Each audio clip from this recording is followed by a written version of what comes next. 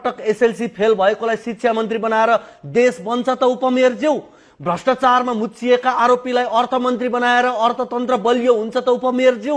झुट बोल्न लज्जा नमान्ने मान्छेलाई प्रधानमन्त्री बनाएर देश इमानदार बन्छ त उपमेयरज्यू। बलात्कार आरोपीलाई पार्टीमा खुल्ला साँडे झैं छोड्दा देशमा छोरीचेली सुरक्षित हुन्छन् त उपमेयरज्यू। 10 वर्ष लगाएर एउटा पुल नबनाउनेलाई पूर्वाधार मन्त्री बनाएर विकास हुन्छ त उपमेयरज्यू। सरकारका हरेक निर्णय लुकाउने र झुट बोल्ने अनि अरूको जिब्रो थुतौं भन्नेलाई सूचना प्रविधि मन्त्री बनाएर लोकतन्त्र जोगिन्छ त उपमेयरज्यू।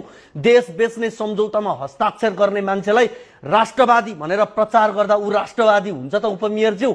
आफ्नै पार्टी फुटाउनेलाई लोकतन्त्रको संरक्षक बनाएर मुलुक चल्छ त उपमेयरज्यू। मन्त्री हुँदा 5 तलाको घर बनाउनेलाई गरिबी निवारणको जिम्मेवारी दिँदा गरिबी हट्छ त उपमेयरज्यू। 2 कक्षा पनि नपढेका मान्छेले संविधानको व्याख्या गर्दा गणतन्त्रको रक्षा हुन्छ त उपमेयरज्यू। झुट्टा सपना बेच्नेलाई दूरदृष्टि भएको नेता मान्दा देश अगाडि बढ्छ त उपमेयरज्यू। आफ्ना मानिसलाई मात्रै अवसर दिएर बेरोजगारी हट्छ त उपमेयरज्यू।